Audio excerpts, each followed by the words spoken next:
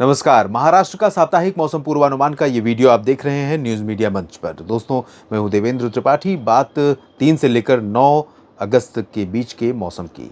महाराष्ट्र के तमाम इलाकों पर, खासतौर पर कोंकण, गोवा और विदर्भ पर मानसून इस समय सक्रिय है और मराठवाड़ा पर भी बारिश होने वाली है। मध्य महाराष्ट्र के भी उत्तरी भागों में बारिश की संभावनाएं हैं। आज अनुमान ये है कि कोंकण, गोवा के रीजन में पालघर और मुंबई तथा आसपास के भागों से होते हुए मुंबई के साथ साथ नासिक में भी, और इधर पुणे, ठाणे, अहमदनगर के कुछ हिस्से और सतारा, साथ ही कोल्हापुर और सांगली, रत्नागिरी, सिंधुदुर्ग, इन भागों में कई जगहों पर मध्यम से भारी वर्षा रिकॉर्ड की जा सकती है। इसी तरह से भारी बारिश की संभावना यहाँ पर गोंदिया में है, भंडारा में है, गढ़चिरौली, चंद्रपुर और नागपुर में है, वर्धा और आसपास के इलाकों में है। बाकी अमरावती, अकोला, बुल्ढाना, जलगांव, नंदुरबार और संभाजीनगर, वाशिम, जालना, यवतमाल, इन रीजन्स में हल्की वर्षा हो सकती है, हल्की से मध्यम। और हिंगोली से लेकर बीड़, उस्मानाबाद, सोलापुर, लातूर, नांदेड़, इन रीजन्स में हल्की बारिश की संभावनाएं आज दिखा रही हैं।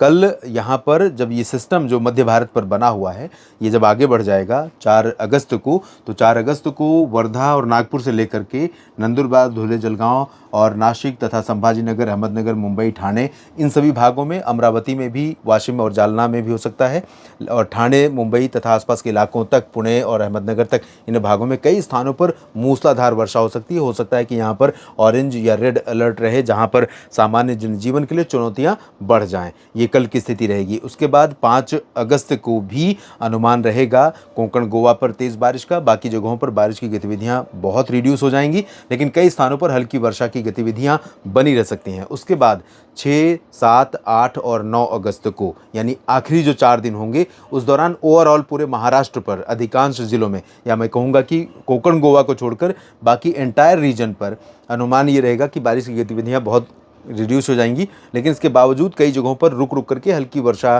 कहीं पर हल्की से मध्यम बौछारें गिरती रहेंगी, खासतौर पर इधर पूर्वी विदर्भ के रीजन में, उत्तर पूर्वी रीजन में, ये वाला जो हिस्सा है। बाकी जगहों पर इंटेंसिटी कम रहेगी। अगर मैं सब डिवीज़न वाइज देखूं तो विदर्भ, मराठवाड़ा या मध्य महाराष्ट्र, कोंकण, गोवा, इन सभी जगहों पर सामान्य से ज़्यादा बारिश या सामान्य के आसपास बारिश हुई है।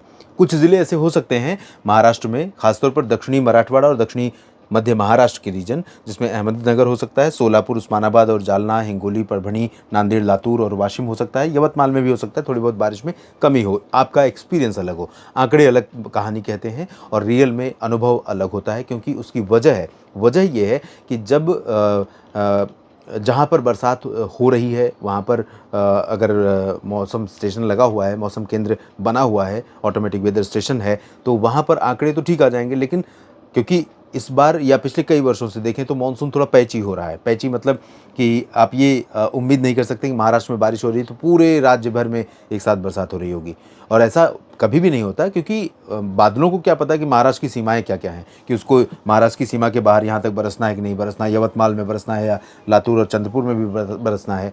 वो कोई सरकार, केंद्र सरकार का ग्रांट तो है नहीं कि बजट में आवंटन करना है तो पूरे महाराष्ट्र राज्य को करना है। तो बादल पैची होते रहे हैं, लेकिन इस समय धीरे धीरे वो ग्रेजुअली पैची नेचर बादलों का और बढ़ता जा रहा है। तो ऐसे में कई जगहों पर बारिश का आंकड़ा तो सामान्य होता है, लेकिन एक्सपीरियंस बहुत अलग होता है। तो आप ज़रूर लिखिएगा कि कहाँ पर किस तरह की बरसात हुई। अगर आपको जानकारी है, आपका एक्सपीरियंस क्या कहता है, उसको कमेंट बॉक्स में ज़रूर लिखिएगा। और आंकड़े तो इसलिए भी ठीक हो जाते हैं कि 30 दिन अगर सूखा मौसम रहेगा और एक दिन बहुत जमकर बरसात हो जाए, 2 दिन 3 दिन जमकर बरसात हो जाए, तो आंकड़ा तो सही हो जाएगा। लेकिन वो जो 28 दिन सूखा झेला है लोगों ने, खेती ने, किसानों ने, तो उसका नुकसान किसको कौन कंपनसेट करेगा या कौन समझेगा।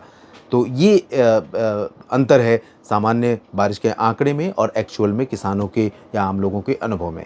ये वीडियो अगर आपको ठीक लगे तो लाइक और शेयर कीजिए महाराष्ट्र के साप्ताहिक मौसम पूर्वानुमान को, और ये जानकारियाँ काम के लगें तो लगातार मेरे साथ बने रहिए। इसके लिए आपको मौसम तक चैनल और न्यूज़ मीडिया में सब्सक्राइब करना होगा और बेल आइकन पर क्लिक करना होगा। मौसम तक चैनल पर अगर आप मुझे, मेरे इस प्रयास को सपोर्ट करना चाहते हैं तो ज्वाइन बटन पर क्लिक करिए, मेंबर बनिए, और इस तरह से आप मौसम तक के लिए एक सपोर्ट हो सकते हैं। धन्यवाद।